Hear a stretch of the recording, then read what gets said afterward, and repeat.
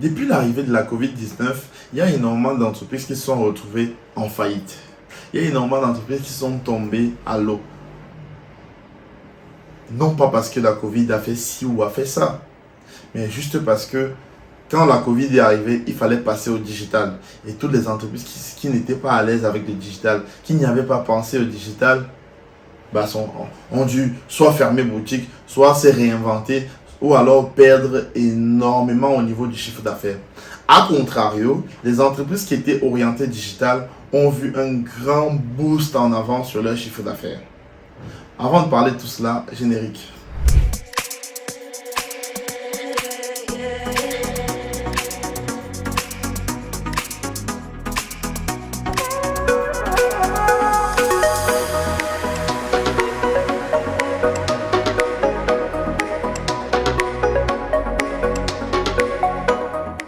Hello les amis, j'espère que vous allez bien. Bienvenue sur Un jour un métier. Je suis Herman QAT. Ici on parle d'orientation, de reconversion, de digital. Bref, on parle de tout ce qui est lié à l'épanouissement de la jeunesse en général. Petite parenthèse, pensez à vous abonner, à activer la cloche de notification. Regardez la vidéo jusqu'au bout naturellement. La barre des commentaires est là. Si vous avez des retours, des améliorations, des suggestions à nous faire. Et surtout, pensez à partager également avec des personnes qui pourraient être intéressées. La thématique d'aujourd'hui est très simple. Le community management.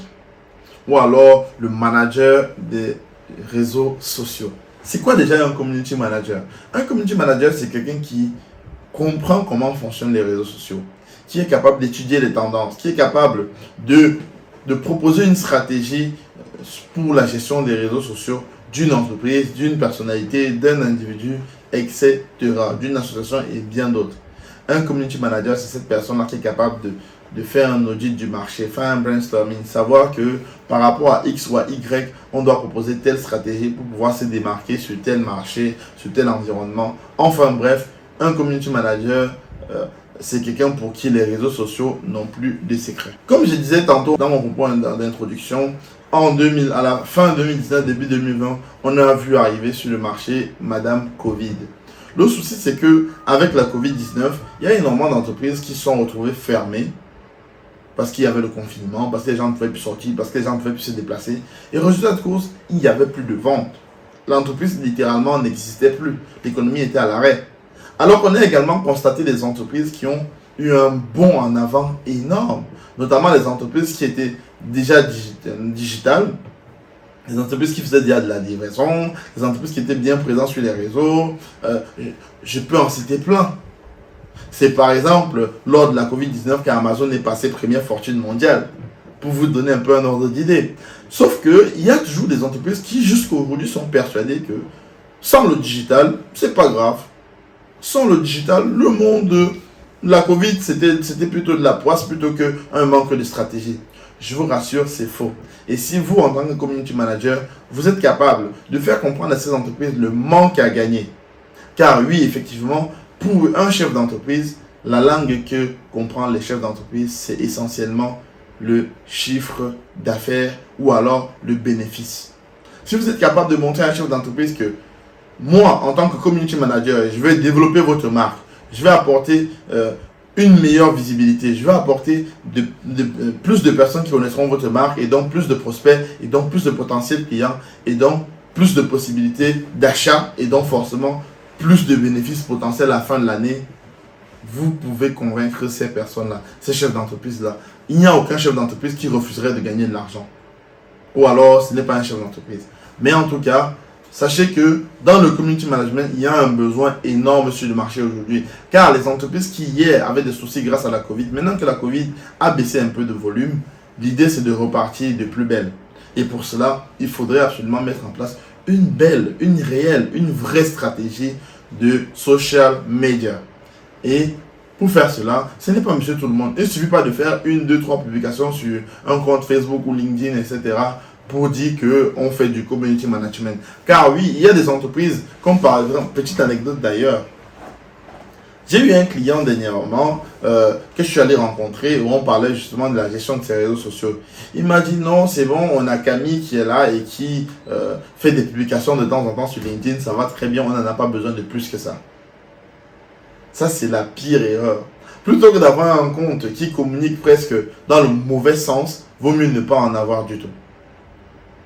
plutôt que d'avoir un compte qui donne la mauvaise information, qui détourne finalement le but principal de social media, vaut mieux ne pas en avoir. Et il y a énormément d'entreprises qui font ces erreurs-là. Donc vous, si vous avez des connaissances en tant que community manager, vous devez attaquer ces entreprises-là, même en priorité par rapport à ceux qui n'en ont pas. Parce que ceux qui n'en ont pas, à la limite, ne savent même pas qu'il y a besoin parfois. Alors vous attaquez d'abord les entreprises qui, elles, en ont mais le font mal. Vous leur démontrez à quel point elles font du mal à leur entreprise. À quel point ces personnes-là font du mal à leur entreprise. Car ils détournent l'image, car ils envoient un mauvais message, un mauvais signal aux potentiels clients. Vous prenez le marché et vous verrez, il y a énormément de besoins. Il y a énormément d'entreprises qui ne sont pas encore sur le digital, ou alors qui y sont mais qui le font mal, ou alors qui ne savent pas faire.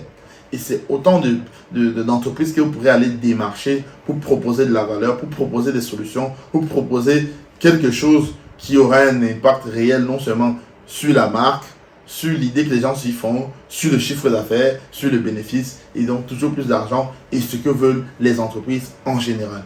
Pensez-y réellement, pensez-y. Et se lancer d'ailleurs, c'est un métier où la porte d'entrée n'est pas très compliquée. Il faut faire énormément de pratiques, énormément de brainstorming, énormément de recherche, mais en soi la barrière d'entrée n'est pas compliquée. Il y a des petites formations qui vous pouvez acheter sur Udemy, vous former tranquillement, commencer doucement, facturer même très moins cher, ou alors vous prendre un CDI dans une entreprise histoire de vous faire la main et puis passer freelance. Facturer à la journée, facturer à la tâche, facturer à la stratégie, facturer sur un plan au résultat. Il y a énormément d'argent à se faire. À vous de voir. Il y a des plateformes comme 5€, comme Fiverr, comme Malt, comme Coder, qui vont également vous permettre de vous positionner comme freelance et pouvoir gagner encore plus d'argent.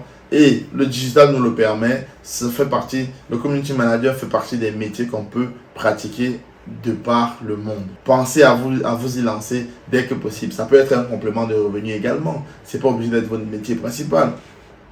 Après tout, vous n'y perdez rien. Allez-y, essayez et venez me dire.